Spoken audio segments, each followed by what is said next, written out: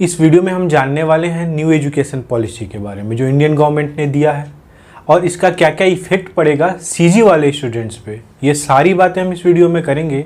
Video को बहुत ध्यान से देखना, इसमें मैंने इजी लैंग्वेज में सारी चीज़ों को समझाने की कोशिश की है, तो पूरी वीडियो को देखोगे तो सारे डाउट्स क्लियर हो जाएंगे। सीजी बोर्ड स्टूडेंट के लिए इस चैनल पे video lectures, important questions, notes, question papers और जितने भी ज़्यादा सपोर्ट होते हैं सारी चीज़ें हम प्रोवाइड करते हैं। तो जो भी सीजी बोर्ड स्टूडेंट हैं इस चैनल को सब्सक्राइब करके बेल का आइकन प्रेस कर ले, ताकि जब भी कोई अपडेट हम यहाँ पे प्रोवाइड करें तो तुम्हारे पास वो पहुँच सके। तो वीडियो को चलो स्टार्ट करते हैं। सबसे पहला क्वेश्चन हमारा ये है कि ये न्यू एजुकेशन पॉलिसी है क्या, ये समझ में नहीं आ रहा बच्चों को। तो देखो, इससे डरने की बिल्कुल ज़रूरत नहीं। पहले की जो एजुकेशन पॉलिसी थी उसके नाम से ही क्लियर हो जाता था। क्या नाम था हमारा? 10+2। मतलब क्या? 1 से लेके 10 तक कोई सिलेक्शन नहीं होगा। मतलब ना तुम सब्जेक्ट सेलेक्ट कर सकते हो और थोड़ा बहुत लैंग्वेज सेलेक्ट कर सकते हो, पर लैंग्वेज में भी तुमको 2 ही ऑप्शन थे, हिंदी इंग्लिश वगैरह के। समझ में आ रही है बात? तो 1 से 10 तक कोई सिलेक्शन नहीं कर पा सकते थे तुम। समझ में आ रही है बात?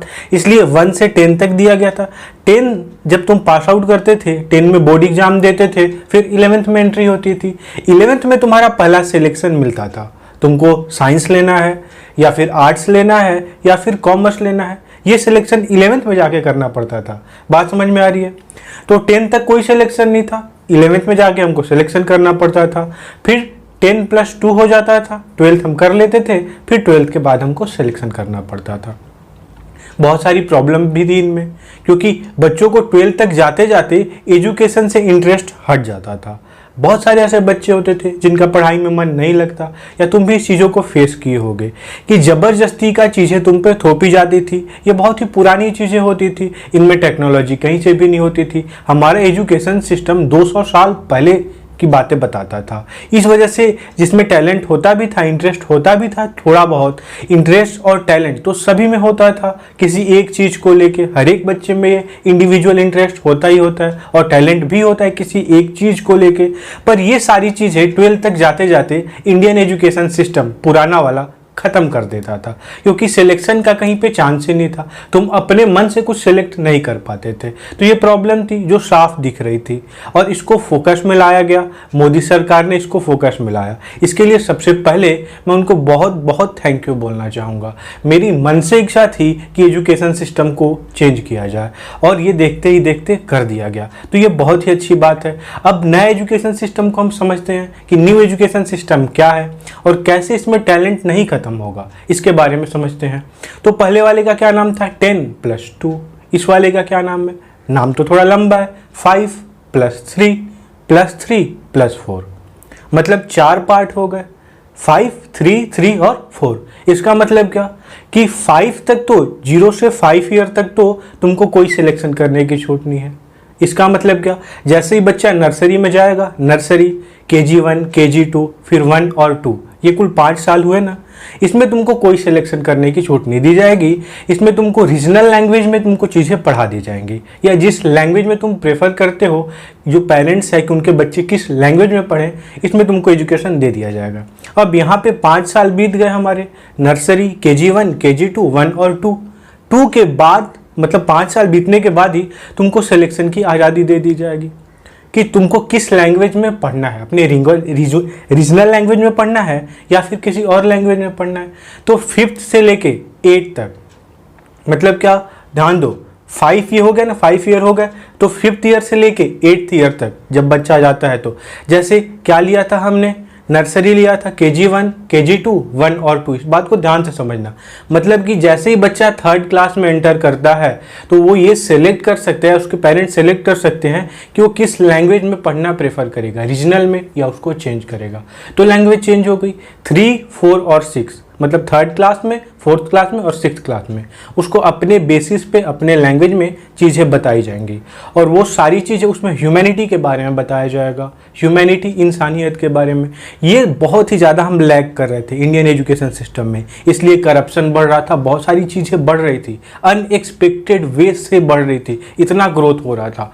तो वहाँ पे उनको मोरल वैल्यूज सिखाए जाएंगे, सारी चीज़ें सिखाई जाएंगी 3rd क्लास में, 4th क्लास में और 5th क्लास में। समझ में आ रही है बात। अब ये कितना हो गया, 5 और 3 ये हो गए हमारे। उसके बाद फिर से तुमको सेलेक्ट करना होगा, फिर से चीज़ें सब्जेक्ट अब तुम सेलेक्ट कर सकते हो कि किस फील्ड में तुम्हारा इंटरेस्ट। थोड़ा थोड़ा बच्चे डेवलप हो जाएंगे और अब खुद से ये बता सकेंगे कि उनका किस फील्ड में कैसा इंटरेस्ट है। तो 6 से देखो, 6 क्लास से हमको यहाँ पे बहुत ही अच्छी चीज़ डाली गई है। पहला 5 था, फिर 3 था। 5 मतलब फिर से एक बार मैं क्लियर करता हूँ, नर्सरी से लेके और फिर क्लास 2 तक, 2 तक हमारा 5 साल होता था। उसके बाद 3rd, 4th और 5th ये 3 साल हमारे होते थे। तो 5th फिर 6 में हम पहुँचे, तो 6 से लेके और 6, 7, 8 इनको 3 साल में बांटा गया है। अब ये जो 3 साल हैं ये बहुत ही इंपॉर्टेंट है किसी भी बच्चे के लाइफ में, और इसको बहुत ही अच्छे से ध्यान दिया गया है कि जब हम 6, 7 और 8 में पढ़ रहे होते हैं तो उस टाइम पे हमको क्या सिखाया जाएगा इस एजुकेशन सिस्टम में, कोडिंग सिखाई जाएगी। कोडिंग मतलब क्या, कोडिंग कोई बड़ी चीज़ नहीं, सॉफ्टवेयर कैसे डिजाइन होते हैं, कंप्यूटर कैसे काम करता है ये सिखाया जाएगा कि कौन सा हम कोई भी चीज़ एंटर करते हैं कंप्यूटर फटाक से कर देता है, तो ये कैसे होता है। ये नई चीज़ें हैं, टेक्नोलॉजी से रिलेटेड हैं, तो ये सारी चीज़ें हमारे सिलेबस के साथ साथ पढ़ाई जाएंगी। मतलब क्या, जितने भी बुक्स हम बोरिंग पढ़ते थे उनको अब प्रैक्टिकली रिप्रेजेंट करना कि उनका एप्लीकेशन क्या है, मॉडर्न चीज़ें कैसे बन रही हैं, इतनी बड़ी बड़ी चीज़ें स्पेस में रॉकेट जाते हैं, ये सारी चीज़ें खुद ही से हो रही हैं। स्पेस में जाने के बाद खुद ही से सैटेलाइट्स बाहर आ जाती हैं, हम यहाँ से कमांड देते हैं। तो टेक्नोलॉजी से रिलेटेड सारी बातें हमको पढ़ाई जाएंगी 6, 7 और 8 में। यहाँ तक क्लियर है। तो ये 3 साल हो गए, मतलब 5, 3 और 3 ये हमारे तो कंफर्म है। अब बात आ रही है यहाँ से अब हम सिलेक्शन कर सकते हैं 9th में। जैसे ही हम एंटर करते हैं तो हमारा माइंड ब्रॉड हो गया होता है, थोड़ा सा बच्चे डेवलप हो गए होते हैं, तो यहाँ पे उनको और छूट दे दी गई कि 9 से तुम और सब्जेक्ट को सेलेक्ट कर सकते हो कि कौन कौन से सब्जेक्ट हैं, उनको कैसे पढ़ना है, लैंग्वेज का भी सिलेक्शन तुम कर सकते हो। और यहाँ पे जनरली सारे आइडियाज़ तुमको रिप्रेजेंट कर दिए जाएंगे। टेक्नोलॉजी को ध्यान में रखते हुए प्रैक्टिकली सारी चीज़ें दिखा दी जाएंगी, प्रैक्टिकली बुक्स में तुमको प्रैक्टिकली उन चीज़ों को पढ़ाया जाएगा, तो तुमको ये सारी चीज़ें इंटरेस्टिंग वे में दिखा दी जाएंगी। और अब 9th, 10th, 11th, 12th में बच्चा ये सेलेक्ट कर सकता है पूरी तरह से, उसका माइंड इतना डेवलप हो गया रहेगा अच्छे से कि वो सेलेक्ट कर पाएगा कि उसका कौन से फील्ड में इंटरेस्ट है, और उस फील्ड के इंटरेस्ट के बेस पे वो अपने सब्जेक्ट को सेलेक्ट कर लेगा कि आगे लाइफ में चल के हमको क्या करना है। और ये सारे सब्जेक्ट बोरिंग ही नहीं रहेंगे, बहुत अच्छे अच्छे इंटरेस्टिंग सब्जेक्ट इसमें तुमको दिए जाएंगे। यहाँ तक क्लियर है। तो 5, 3, 3 और 4 ये सारी चीज़ें क्लियर हो गई। अब रही बात जो बच्चे 12th पास आउट करके और ग्रेजुएशन में जाने वाले हैं, तो इसको तो बहुत ही ईजी बना दिया गया है। ग्रेजुएशन में जाने के लिए चीज़ों को बहुत सिंप्लीफाई कर दिया गया है, क्योंकि वहाँ पे तुमको बहुत ही कम सब्जेक्ट चूज कर रहे होंगे। जैसे पहले क्या होता था, तुम साइंस लेते भी थे, अगर मान लो किसी को बीएससी करना होता था तो फिजिक्स, केमिस्ट्री, मैथ ये सारी चीज़ें उसको आनी चाहिए, तभी जाके वो बीएससी कर पाएगा। अब ये देखो, अगर कोई बच्चा फिजिक्स जानता है तो सिर्फ वो फिजिक्स से बीएससी फर्स्ट ईयर से कंटिन्यू नहीं कर सकता था। मैं बस एक एग्जांपल ले रहा हूँ। जो एक सिर्फ कॉमर्स में इकोनॉमिक्स सिर्फ जानता है वो बीकॉम नहीं परस्यू कर सकता था। तो इसको ध्यान में रखते हुए क्या किया गया है कि तुमको बहुत सारे सिलेक्ट करने के ऑप्शन दे दिए गए हैं। अगर तुम फिजिक्स लेते हो और साथ में इकोनॉमिक्स लेके पढ़ना चाहते हो, केमिस्ट्री में तुम्हारा थोड़ा सा भी इंटरेस्ट नहीं, तो तुम केमिस्ट्री को हटा सकते हो। समझ में आ रही है बात। तो इतनी फ्लेक्सिबिलिटी दे दी गई है कि इंटरेस्ट तो मरने का चांस ही नहीं है। तुम इंटरेस्टिंग एजुकेशन सिस्टम इसको बना दिया गया है। यहाँ तक सारी चीज़ें क्लियर हैं। तो अब देखो, अब क्वेश्चन ये आता है कि क्या सीजी में भी ये सारी चीज़ें एप्लीकेबल होंगी। तो डेफिनेटली सीजी इंडिया के अंदर आता है और यहाँ पे भी सारी चीज़ें एप्लीकेबल होंगी। तो ये तो एप्लीकेशन होने ही वाला है यहाँ पे। अब बच्चे क्वेश्चन ये करेंगे, सबसे ज़्यादा डाउट तुम्हारे मन में ये होगा कि जो अभी 12th पास आउट कर रहे हैं, क्या जो 10th पास आउट कर रहे हैं तो वो क्या करेंगे, वो कैसे सेलेक्ट करेंगे, उनको नए तरह से सेलेक्ट करने का ऑप्शन दिया जाएगा या पुराने ही तरह से। तो देखो, ये चीज़ें अभी अभी जस्ट लॉन्च हुई हैं। अगर इस साल तुमको ये सिलेक्शन का ऑप्शन नहीं दिया जाता, तुमने कोई फील्ड सेलेक्ट कर लिया जिसमें तुम्हारा इंटरेस्ट है, तुम उसी में जाओगे, तो डेफिनेटली तुम अगले साल, ये एक साल तुम्हारा कैलकुलेट तो होगा उस डिग्री में, अगले साल तुमको ये ऑप्शन दे दिया जाएगा कि उसके बाद तुम सिलेक्शन कर सकते हो अपने बेस पे।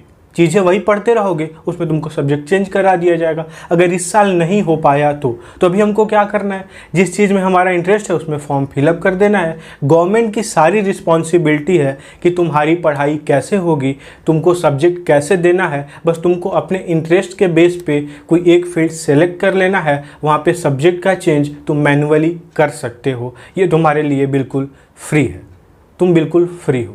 तो ये जितनी भी बातें मैंने यहाँ पे बताई, मैं होप करता हूँ कि तुम लोग को सारी बातें समझ आ गई होंगी। अगर इससे भी ज़्यादा कोई डाउट है, जानकारी लेना चाहते हो, तो इंस्टा का लिंक मैंने डिस्क्रिप्शन में ऐड कर दिया है, वहाँ जाके मैसेज कर सकते हो। वहाँ मैं सारे डाउट्स को क्लियर करता हूँ। वीडियो देखने के लिए बहुत बहुत थैंक यू। मिलता हम अगले वीडियो में।